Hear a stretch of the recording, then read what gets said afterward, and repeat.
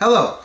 This video today is about the indigo and crystal children that are on this planet, the magnificence that they have with them, and how they're going to be bringing us into a new light, a new wave of thinking, a new society, and we're moving from a dark age to a golden age. I'm going to have a lot more on this later, but it looks to me that we are leaving the age of darkness and into the age of light. And these indigos and crystals are definitely light-oriented people. They have a lot of special gifts. They are wonderful people, and they have a lot of special abilities that can help us move towards the ascension that we are going. Now, I'm going to bring a couple links to the more info on here, which are very good web pages.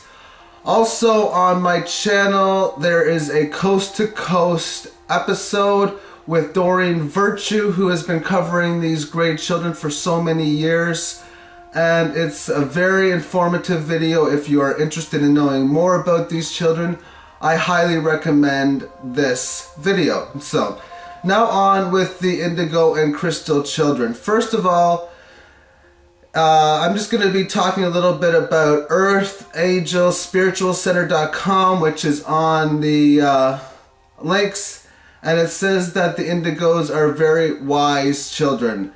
And so they have answers and thoughts that basically a lot of children do not know. It also says that the indigo children are a new evolutionary change in the human existence. So they are here to probably help us get rid of the, not the evil ways, but the ways that they were, because we are leaving the dark ages into the age of light. So I think their help in the shift is going to be very, very big. They have an agenda. The agenda is to change the world. It seems like a big undertaking for a small child, but it will never occur to an indigo that they cannot do it. So they come with a plan, it looks like. Indigos are not like what most of us would consider just a normal person. Now, I've had a hard time with the word normal, because to me there is no such thing as normal. Just as there's no two snowflakes that are the same. Even with twins, I guess, there really isn't two people that are really the same. I guess if you count anything, it would be identical twins. But other than that, there really isn't any two people that are exactly the same. So I don't really believe that there is such thing as normal anyway. There are some easy and insightful things that an adult can do, which is what it says on the page, that they make a big difference right off the bat. First, respect the child like you would respect a friend or co-worker, which is, well, it's just very true. Respect people in general, and of course they bring a love, which is where we're going. We're going into an age of love from the age of fear. We're going from a higher frequency from the lower frequency, and the higher frequency is got to do with love. So I think they're really going to help out on that. And it says it is very difficult for adults to believe that these people who are only a few feet tall can have knowledge and worldly wisdom far beyond your own. Well, it's true, and maybe it is hard for you to believe, but that's because you're still part of the lower vibration and not part of the higher vibration, I think. I mean, I wish I could tell you a better answer on that, but I can't. The next thing it says that indigo children have a whole different outlook on life, and quite frankly they do. Love, and they're in for love, they're in for truth. They're really big on organic foods and healthy living. In fact, a lot of these indigos and crystals cannot handle the junk food and foods around them like a lot of these other people can, because their bodies are more sensitive. And in fact, these children overall are a lot more sensitive than majority of children. And then it says being indigo comes with a large responsibility that we as adults are not set up to handle. And what I've been reading is that it's been very difficult for parents of indigo children, and they've been getting a lot of label of having mental diseases, attention deficit disorders, and this is what the medical community community sees them as. They have not been enlightened to the new age. So I am not too sure what the truth is on if medicine actually, I'm not going to say destroys them, but reduces their ability or not, because they are living well beyond their means as far as what the vibration is all about. But the vibration is picking up so much faster that, with that being stated, that they're going to move a lot more they're going to move more, what's the word I'm looking for? They're going to move towards ascension a lot better, because that's more towards what they are used to, because they're going to feel that love vibration. So on this another page, which is newagejournal.com, it says, how can you tell if you're an indigo? And if you can answer yes to most of these questions, then there is a good chance that you are. So 1, are you always searching for your greatest purpose in life but feel like the world isn't set up for your kind? Do you feel wise beyond your means? Do you have trouble confronting the ways of society? Do you feel out of place in today's world? Do you perceive the world very differently than most people around you?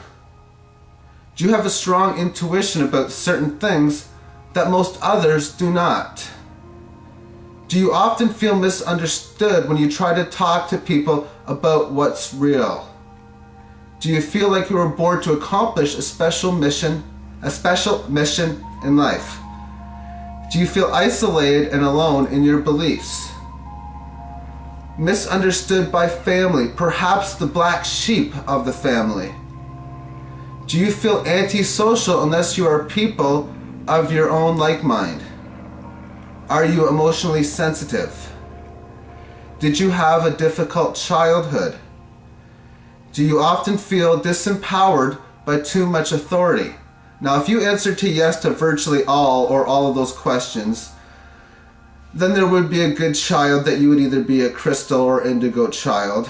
I answer yes to every single one of those questions. And 2 years ago, I was getting some energy cleared from an indigo, an older indigo, who was probably in her mid-30s, maybe late 20s, I don't know.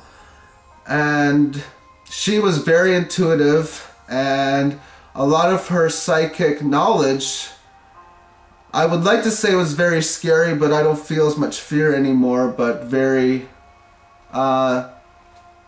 I mean, it's just to see people have the ability to read energies was amazing, because I try to do that myself.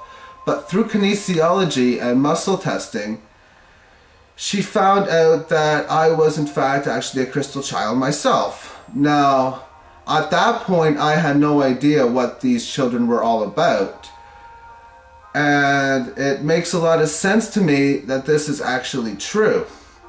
But being the fact that I was born in 1975, there really wasn't too many of us at that time. So I think that the earlier ones, the ones that were born around pre-82, pre-1984, these are the children that were testing the waters for the new age of children. Because the way it looks now, at least according to the first link that I said, is that about 95% of the children that are born now are part of this new age group of the indigo and crystal children. Now, when I think of this for a second, I look towards the year 1940 and 1950, and by this time here, these children will be in their 40s, 50s, and 60s, and they will have, for however politics is, the political power. So based on that fact alone, this to me seems like we're going to have a lot of great change in this world. And when I say great, I mean extremely great, because this truly means to me that they are here to help us to move from the dark age to the golden age. Now, I'm going to talk more later on this channel about the switch from the dark age to the golden age. Because from the messages I was given back in 2007, and then I add that to what I have learned about the Mayan calendar, everything makes sense to me that the vibration shift is happening, and we are going to be leaving an age that was most dominated by fear into an age most dominated by love, and I think these crystal and indigos are here to help us.